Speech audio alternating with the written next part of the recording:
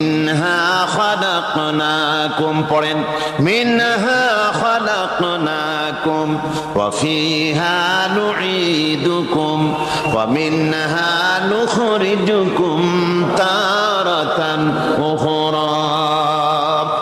এ বান্দা, এই মাটি দিয়া তোরে তৈরি করা হয়েছিল, এ মাটির ভিতরে রেখে গেলাম, আবার এই মাটি থেকে আল্লাহ রব্বুল আলামিন তোমারে জিন্দা করবেন। কিয়ামতের ময়দানে সকলকে উঠতে হবে সেখানে আল্লাহর দরবারে। আল্লাহ পাক বলছেন, বান্দা কেমনে অস্বীকার করো? ইন কুনতুম ফি রাইবিম মিনাল বা'স ফাইন্না খালাকনাকুম মিন তুরাব। পরকালকে যারা অস্বীকার করো, কিয়ামতে উঠতে হবে, এটাকে কিভাবে অস্বীকার করো? চিন্তা করে দেখো, তুমি নিষ্প্রাণ মাটি ছিলে, সেই মাটি দিয়েই আমি তোমাকে তৈরি করেছি।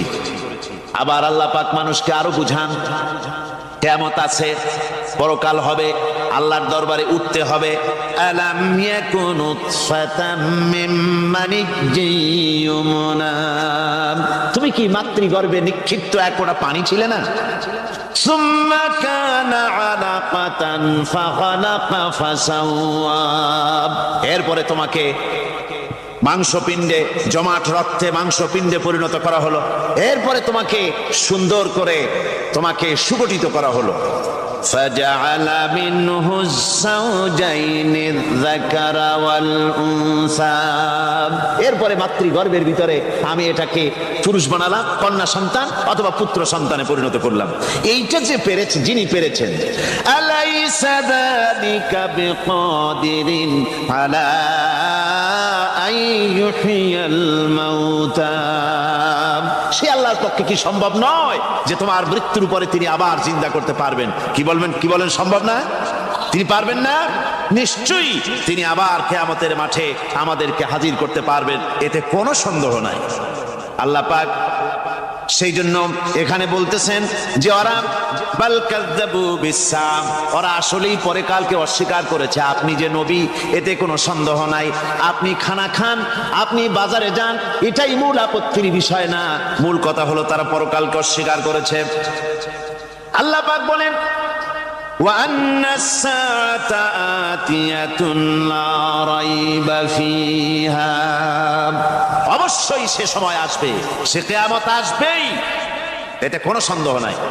ওয়া আন্নাল্লাহা ইয়াবআসু মান ফিল কুবুর, আর আল্লাহ পাক তিনি কবরের মধ্যে অন্তর্হিত যা কিছু আছে সবাইকে কিয়ামতের দিন আল্লাহ পাক ময়দানে উঠাবেন। কিয়ামতে আল্লাহর দরবারে সকলকে হাজির হতে হবে। আমার বন্ধুগণ, আল্লাহ পাক বলেন, ওয়া লাকাদ খালাকনাল ইনসানা মিন সুলালাতিন মিন তিন, লক্ষ্য করো, তুমি ছিলে মাটির নির্যাস থেকে, তোমাকে তৈরি করা হয়েছে। শুধু মাটির নির্যাস থেকে তোমাকে কোনো মডেল ছাড়া, কোনো ধরনের আদর্শ ছাড়া, কোনো ধরনের নমুনা ছাড়া তোমাকে সৃষ্টি করা হবে। সুম্মা জাআলনাহু নুতফাতান ফি ক্বারারিম মাকিন, এরপরে মাতৃগর্ভের একটা অত্যন্ত সুরক্ষিত জায়গায় তোমাকে সংরক্ষণ করা হয়েছিল। সুম্মা খালাকনান নুতফাতা আলাকাতান ফাখালাকনাল আলাকাতা মুদগা, রক্তপিণ্ডকে, নাপাক পানিকে জমাট রক্ত করেছি, জমাট রক্তকে আমি আবার গোশত পিণ্ডে পরিণত